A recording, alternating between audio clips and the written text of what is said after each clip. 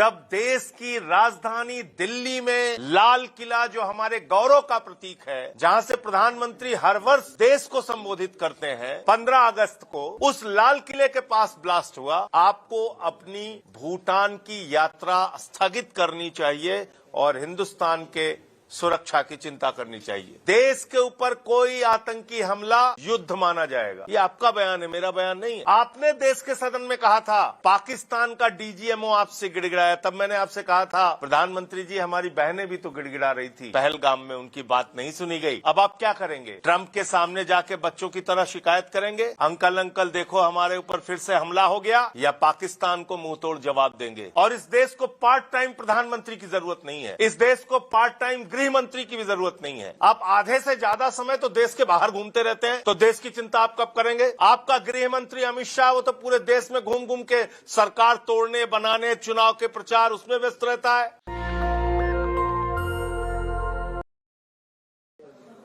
दिल्ली के लोकनायक जयप्रकाश नारायण हॉस्पिटल में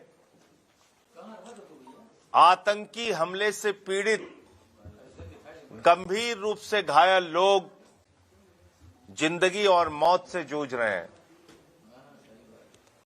लाल किले पर हुए आतंकी हमले में 9 लोगों की जान चली गई और मैं भारत के प्रधानमंत्री से ये अपील करता हूं कि ऐसे समय में जब देश की राजधानी दिल्ली में लाल किला जो हमारे गौरव का प्रतीक है, जहां से प्रधानमंत्री हर वर्ष देश को संबोधित करते हैं, 15 अगस्त को उस लाल किले के पास ब्लास्ट हुआ।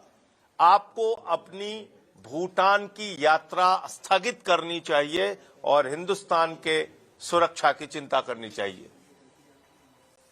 लेकिन यह संवेदनहीनता की पराकाष्ठा है कि प्रधानमंत्री जी इस वक्त भूटान के अंदर जन्मदिन, राजा के जन्मदिन के कार्यक्रम में शामिल होने पहुंच गए, वहां से भाषण दे रहे हैं। मैं याद दिलाना चाहता हूं प्रधानमंत्री जी को, प्रधानमंत्री जी आपने कहा था देश के ऊपर कोई भी आतंकी हमला, 9 मई 2025 का आपका बयान है, देश के ऊपर कोई आतंकी हमला युद्ध माना जाएगा। ये आपका बयान है, मेरा बयान नहीं है। आपने देश के सदन में कहा था पाकिस्तान का डीजीएमओ आपसे गिड़गिड़ाया, तब मैंने आपसे कहा था प्रधानमंत्री जी हमारी बहनें भी तो गिड़गिड़ा रही थी, पहलगाम में उनकी बात नहीं सुनी गई। आतंकियों ने उनके माथे का सिंदूर उजाड़ दिया, वो भी गिड़गिड़ाई थी, रोई थी, लेकिन आपने पाकिस्तान के ऊपर भरोसा किया, आपने ट्रंप के ऊपर भरोसा किया, आपने सीज फायर करके भारत की सेना जो पाकिस्तान को नेस्तनाबूद कर सकती थी उसको रोकने का काम किया। और आज जो आतंकी हमला हुआ है लाल किले के पास, उसमें किसका नाम आ रहा है? जैसे मोहम्मद। जो उमर नाम के आतंकी जिसका नाम आ रहा है, उसके तार जैसे मोहम्मद से जुड़े हैं, पाकिस्तानी आतंकी संगठन से। ऐसी खबरें मीडिया में चल रही हैं। अब आप क्या करेंगे? ट्रंप के सामने जाके बच्चों की तरह शिकायत करेंगे, अंकल देखो हमारे ऊपर फिर से हमला हो गया, या पाकिस्तान को मुंह तोड़ जवाब देंगे?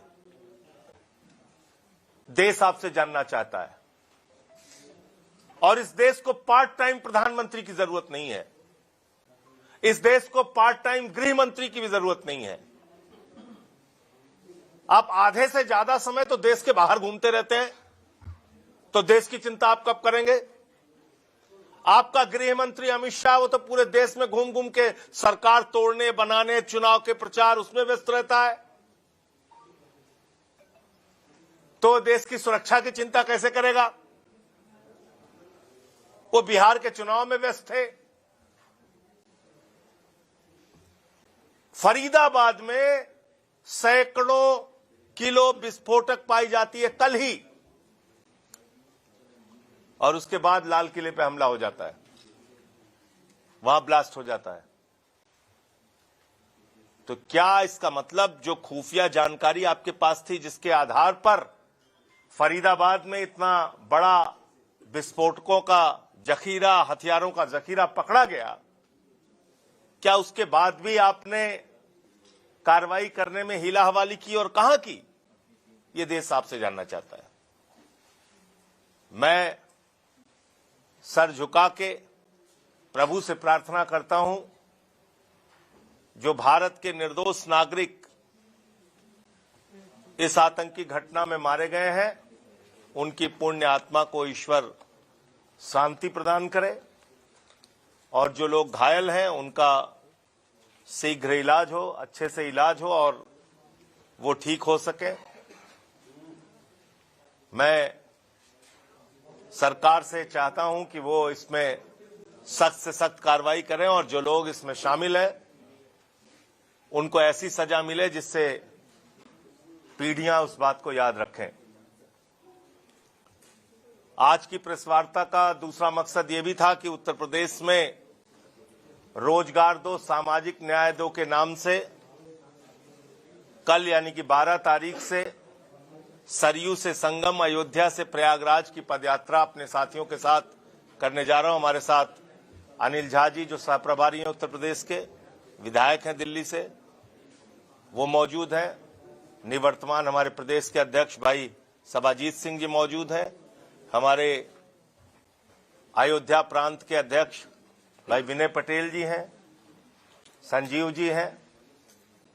तो हम सब लोग अयोध्या के जो प्रभारी हैं, तो हम सब लोग एक यात्रा निकालेंगे कल से, और सरयू में संकल्प लेके संगम तक जाएंगे। 2 विकराल समस्याओं से लड़ने का उद्देश्य है। नंबर 1, बेरोजगारी, जिसमें नौजवान भी शामिल है बेरोजगार, जिसमें वो किसान भी शामिल है जो फसल का दाम न मिलने के कारण आत्महत्या करता है और खाद की एक बोरी के लिए लाइन में लग के उसकी जान चली जाती है, जिसमें वो बुनकर समाज के लोग भी शामिल हैं जिनका उद्योग व्यापार हो रहा, बर्बाद हो रहा है।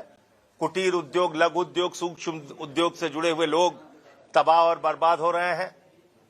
वो शिक्षा मित्र, अनुदेशक, आशा बहुएं, आंगनबाड़ी कार्यकर्त्री, वो भी शामिल हैं जिनको नियमित नहीं किया जा रहा है और वो अपने नौकरी के लिए संघर्ष कर रही हैं। वो भी शामिल है जिनके आरक्षण का हक मारा गया पिछड़े वर्ग के शिक्षकों की भर्ती में। तो एक बड़ा वर्ग जो बेरोजगारी का है, और आज उत्तर प्रदेश देश का सबसे बड़ा बेरोजगार प्रदेश है। पूरे देश में हम बेरोजगारी के आंकड़े में नंबर 1 पे खड़े हैं। तो हमको रोजगार चाहिए। ये बड़ी बड़ी बातें, घुमाने फिराने वाली, धर्म के नाम पे लड़ाने वाली, जाति के नाम पे लड़ा, ये नहीं चाहिए। और दूसरा मकसद है सामाजिक न्याय का।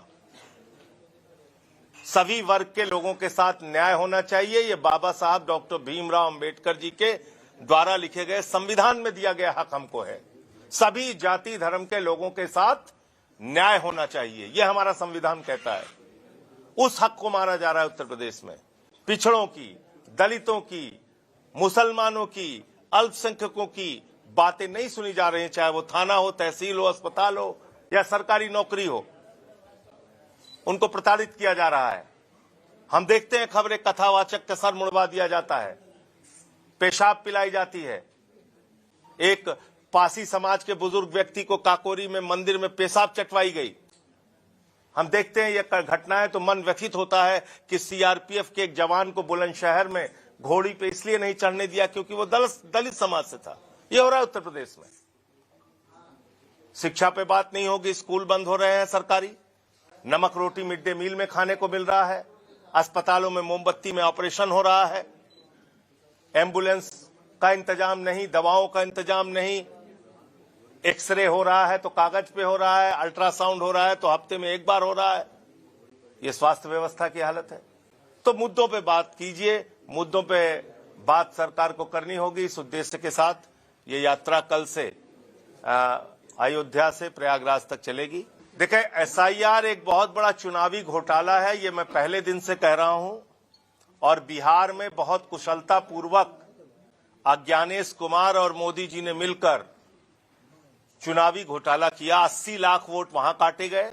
उत्तर प्रदेश में एसआईआर में कम से कम 2 करोड़ वोट काटे जाएंगे, जिसमें दलितों के वोट, पिछड़ों के वोट, मुसलमानों के वोट टारगेट करके जो विपक्षी पार्टियों को वोट देने वाले लोग हैं, उनके वोट को टारगेट करके वोट काटा जाएगा यूपी में। ऐसी मेरी आशंका है और इसका प्रमाण भी मैंने दिया पिछले दिनों की महोबा में एक घर में 4271 वोट थे।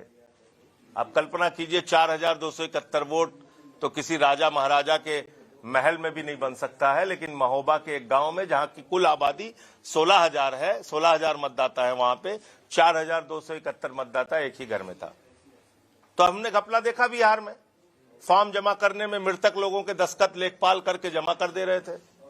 हमने देखा किस तरह से वहां 5 लाख डुप्लीकेट वोट बना है। 1 लाख वोट ऐसे हैं जिनका नाम का अता पता नहीं है। घुसपैठिया और बांग्लादेशी आप पकड़ना चाहते थे। कुल 315 विदेशी नागरिक मिले बिहार के एसआईआर में, जिसमें 78 मुसलमान हैं, बाकी सब हिंदू हैं नेपाल के। तो दिल्ली में भी इन्होंने मंत्रियों के घर में 33 वोट बनवा लिए थे। दिल्ली के अंदर लोकसभा के चुनाव में 3 वोट थे उसी मंत्री के घर में, और विधानसभा के चुनाव में 6 महीने बाद 33 वोट थे। आरोप लगाते हैं मुसलमान बच्चे ज्यादा पैदा कर रहे हैं। ये तो 6 महीने में 18 साल के बच्चे पैदा कर दे रहे हैं वोट देने वाले, 30 बच्चे पैदा कर दे रहे हैं। तो ये घोटाला घपला है जो अज्ञानेश कुमार और मोदी मिलके पूरे देश में संपन्न करना चाहते हैं, और उत्तर प्रदेश भी उसमें शामिल हो गया है। ये बहुत बड़ा दुर्भाग्य है। सबको सचेत रहना पड़ेगा अपने संवैधानिक अधिकार को बचाने के लिए और मतदान के अधिकार को बचाने के लिए। बिहार के चुनाव में मैंने आपको बताया तो कि 7 करोड़ 80 लाख वोट थे लोकसभा में, और 8 करोड़ 22 लाख वोट बनना था। 18 साल के ऊपर के मतदाता सितंबर 2025 तक 18 साल से ऊपर के मतदाता 8 करोड़ 22 लाख थे। अभी वो घट के लिस्ट हो गई है 7 करोड़ 42 लाख। तो 80 लाख वोट ही काटा है उन्होंने। क्या चुनाव होगा देखिएगा परिणाम आप। मैंने शुरुआत ही इसी बात से की जो आपने कहा है, बिल्कुल ठीक बात है। पीएम को भूटान के बजाय हिंदुस्तान में रहना चाहिए। देखिए, वो सब कुछ करें, लेकिन जब वो भारत माता की जय लगाएं तो देश को ये बताएं कि भारत माता की संपत्तियां क्यों बेच रहे हैं अपने दोस्त अडानी के हाथों। 1 रुपए में 1050 एकड़ जमीन कहां मिलती है, और 10 लाख आम और लीची के पेड़ भागलपुर में अडानी में को जो दिया है, ऐसे ही हमारे देश के जो बेरोजगार नौजवान हैं उनको 1 रुपए में, मैं कह रहा हूं, 1 बिस्सा जमीन भी दे दे। 1 एकड़ और 1000 एकड़ तो छोड़ दीजिए, हम 1 बिस्सा जमीन मांग रहे हैं, दीजिए ना।